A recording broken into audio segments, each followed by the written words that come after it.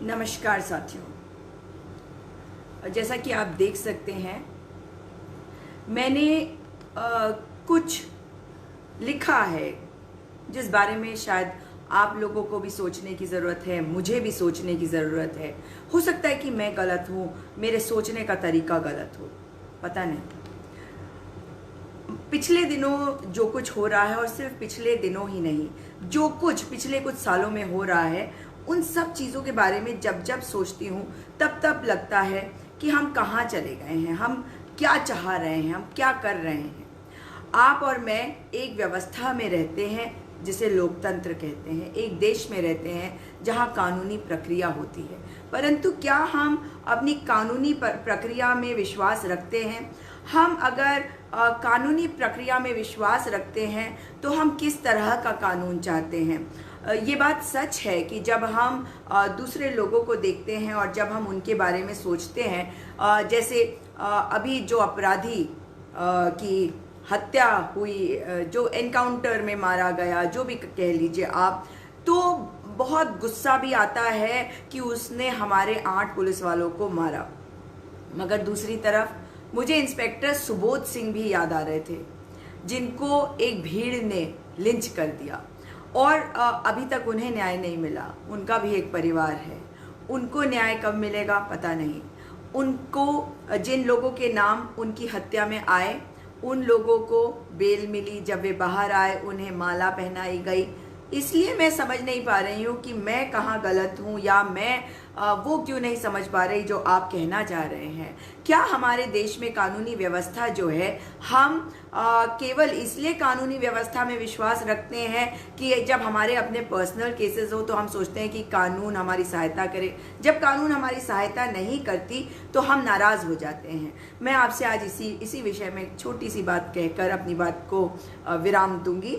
मैं सिर्फ ये जानना चाहती हूँ कि जब कोई भी आपका पर्सनल मैटर होता है, आप पुलिस के पास जाते हैं, पुलिस कार्रवाई नहीं करती है तो आपको बहुत नाराज़गी होती है।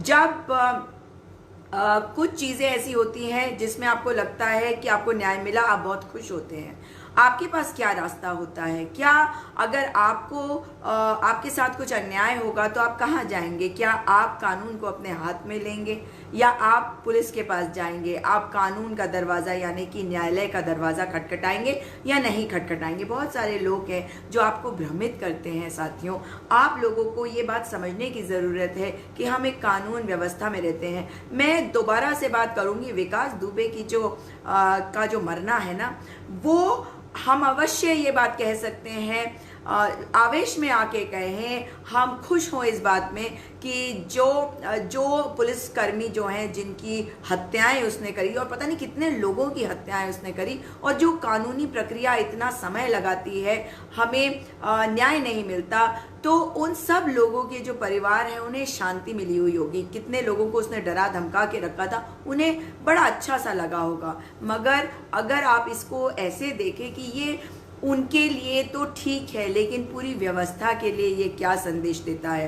पूरी व्यवस्था के लिए संदेश ये है साथियों कि अगर हमने इस तरह के एनकाउंटर्स को हमने कहा कि ठीक है, अगर हमने तालियां बजाई जब पुलिस वाले एनकाउंटर्स कर देते हैं, मैंने ये बात पहले भी करी थी आपके साथ, जब तमिलनाडु की एक घटना के बारे में आपको मैंने बताया कि किस प्रकार से वहाँ पे एक पिता पुत्र की हत्या, निर्मम हत्या कर दी गई थी, क्योंकि एक पुलिस वाला गया था मोबाइल फ़ोन खरीदने उनकी दुकान से। वो जो दोनों बाप बेटे थे, उन्होंने पैसा मांग लिया और कोरोना का बहाना लेकर उस व्यक्ति और उसके बेटे को इन्होंने बहुत मारा, जेल में ले गए और इतना प्रताड़ित किया, इतना मारा, मतलब बहुत ही जघन्य अपराध किया। कोर्ट ने भी सुनवाई जो है ठीक प्रकार से नहीं करी। कोर्ट ने भी उनको कस्टडी दे दी, इन दोनों बाप बेटे की, और पुलिस ने इतना मारा कि इनकी लुंगियां 6 बार बदली गई थी जब ये पुलिस में मार खा रहे थे, क्योंकि खून निकल रहा था, इनके शरीर का जो मांस है वो निकल गया था। सोच के आपको दुख नहीं होता? सोच के दिल दहल नहीं जाता? जब भी पुलिस वाले गलत करते हैं, हम कहते हैं कि उनके विरुद्ध आवाज़ उठाने की ज़रूरत है। बहुत मुश्किल होता है जो उसको फेस कर रहे होते हैं, लेकिन अगर हम ये कह दें कि एक बहुत ही एक आतंकवादी, एक अपराधी कि इन्होंने एनकाउंटर में उसको मार डाला, जो संदिग्ध है, और आप भी जानते हैं सभी को इसको संदिग्ध मान रहा है, इसमें जांच अवश्य होनी चाहिए। कांग्रेस पार्टी ने भी एक सुप्रीम कोर्ट के सिटिंग जज के अंडर इस जांच को करने के लिए कहा है। आपको और मुझे भी सोचना पड़ेगा, क्या हम चाहते हैं कि इसी तरह से कभी पुलिस जो है वो एनकाउंटर कर दे किसी का? राजनीतिक संरक्षण जिसे प्राप्त है और राजनीतिक अगर इच्छा शक्ति के तहत ऐसा काम हो जाता है तो आप क्या कहेंगे? यानी कि अगर आप न्याय की उम्मीद करते हैं तो न्याय की उम्मीद करना छोड़ दीजिए साथियों। मैं आपको फिर कहूंगी कि न्याय व्यवस्था में विश्वास रखिए। अगर सिस्टम कमजोर है तो उस सिस्टम को ठीक करने के लिए आवाज उठाइए, और आवाज उठाएंगे तो अवश्य सिस्टम ठीक होगा। आज नहीं होगा, कल होगा। हमारे जैसे लोग कई मैटर्स में सिस्टम से लड़ते हैं, हम हार नहीं मानते। हाँ, जान चली जाती है कई लोगों की, पर हम हार नहीं मानते। वो क्यों करते हैं? वो इसलिए नहीं करते केवल अपने लिए नहीं करते, वो करते हैं ताकि पूरी व्यवस्था ठीक हो। क्योंकि ये आवश्यक है कि अगर पूरी व्यवस्था ठीक हो सकती है और हम उसके लिए बोल सकते हैं तो हम अपनी आवाज़ को उठाएं। ये आपके लिए अच्छा नहीं। और खास करके उन साथियों को कहना चाहती हूँ जो कमज़ोर हैं। अगर आप कमज़ोर हैं तो इस बात से खुश मत होइए कि एक विकास दुबे एनकाउंटर में मारा गया, उसके साथ जिसके तार जुड़े हुए थे वे नहीं पता चले। और कईयों ने कहा तो और भी तो केसेस में उसको बेल मिल गई। वही तो कह रही हूं। तो ये बेल क्यों मिली? इस बार 8 पुलिस वाले जो थे उनकी हत्या हुई थी। तो अगर पुलिस वाले सचमुच में उसको आसानी से बेल दिलवा देते, क्योंकि राजनीतिक विल पावर नहीं था या राजनीतिक संरक्षण प्राप्त था उसको, और अब वही जो पावर्स थे वो चाहते थे कि इसका खात्मा हो जाए, तो पुलिस वाले अपने साथ भी अन्याय कर रहे हैं। क्योंकि आगे से जो राजनीतिज्ञ है वो पुलिस वालों को भी तो उसी तरीके से काम करवाएंगे जैसे अभी करवा रहे हैं। और अगर वे चाहते हैं कि इसमें से निकले तो बहुत आवश्यक है कि हम सिस्टम में विश्वास बनाए रखें। और साथियों, आप सभी से निवेदन है कि विश्वास बनाए रखिए सिस्टम में। सिस्टम गलत है तो उससे लड़िए, आवाज़ उठाइए। ये आज़ादी की दूसरी लड़ाई चल रही है जिस प्रकार से अन्याय हो रहा है। अगर किसी ने अपराध किया है उसे सज़ा मिलनी चाहिए, उसे सख्त से सख्त सज़ा मिलनी चाहिए, लेकिन उसके अपराधों की सज़ा उसके परिवारजनों को नहीं मिलनी चाहिए, उसके माता पिता को नहीं मिलनी चाहिए। बूढ़े माँ बाप का घर अगर तोड़ रहे हैं तो ये गलत है। अगर उसके बच्चे के साथ दुर्व्यवहार किया जाता है वो गलत है। पुलिस ये कह रही है कि उसके बच्चे की जो फोटो है उन्होंने वायरल नहीं करी, उन्होंने खुद ही खिंचवा के खुद ही वायरल कर दिया। आप बताइए, अगर क्या ये मुमकिन है कि पुलिस वालों ने उनसे हाथ ऊपर कराया तो फोटो खींच के वो वायरल जो है वो खुद ही कर दी उन्होंने? मतलब बहुत सारी बातें हैं जो हजम नहीं होती।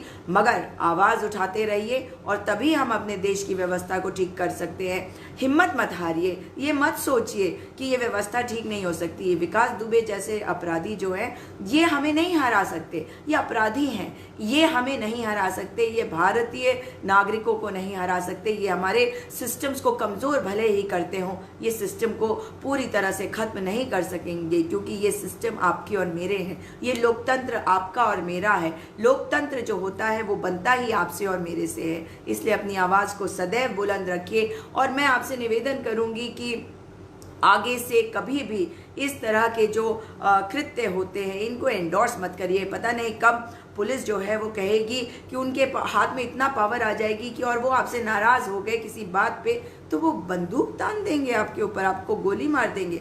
नहीं, पुलिस का काम ये नहीं होता। पुलिस को ये अधिकार ही नहीं है, उन्हें ये अधिकार नहीं दिया गया है। उनका काम है कि अपराधी को पकड़ के कोर्ट तक ले जाना और कोर्ट में पैरवी ठीक से करना। और यही पुलिस वाले हैं जो राजनीतिक दबाव में या किसी और दबाव में पैसे के लिए बहुत सारी चीज़ों की वजह से केसेस को कमज़ोर कर देते हैं। आप सोचिए कि डीएसपी देवेंद्र जिनको मारा था इस कुख्यात आतंकवादी ने, क्या उनको सचमुच में न्याय मिल गया? उनके पैर काटने की कोशिश करी, उनको जलाने की कोशिश करी, इतनी आसानी से उनको क्या न्याय मिल गया इसके मर जाने से? नहीं मेरा ना। क्योंकि इसके पीछे कौन है? जो कार्रवाई नहीं कर रहे थे डीएसपी देवेंद्र के पत्राचार होने के बावजूद, वो लोग जिम्मेदार हैं, वो लोग भी अपराधी हैं, वो बच के निकल गए। और मैं ये मानती हूँ, आप भी ये कहेंगे कि वो बच के तब भी निकल जाते, सही कह रहे हैं आप। लेकिन अगर हम अपनी आवाज़ को बुलंद करते और सिस्टम पे दबाव डालते, जो आप नहीं करते, हम लोग भी तो विभाजित हो जाते। नहीं नहीं, क्योंकि हम अलग अलग दलों को सपोर्ट करते हैं तो हम एक दूसरे से लड़ने लगते हैं। ऐसे मुद्दों पर नहीं, ऐसे मुद्दों पर हमें एक होकर अपने सिस्टम को ठीक करने की ज़रूरत है। और इस तरह के अपराधों को हम एंडोर्स ना करें, इनको हम ये ना कहें कि ये सही है, क्योंकि ये अपराध कल को आपके साथ और मेरे साथ भी हो सकता है। याद रखिएगा, दोबारा मुलाकात होगी। अपने देश के लिए बोलिए, भारत के लिए बोलिए। जय हिंद।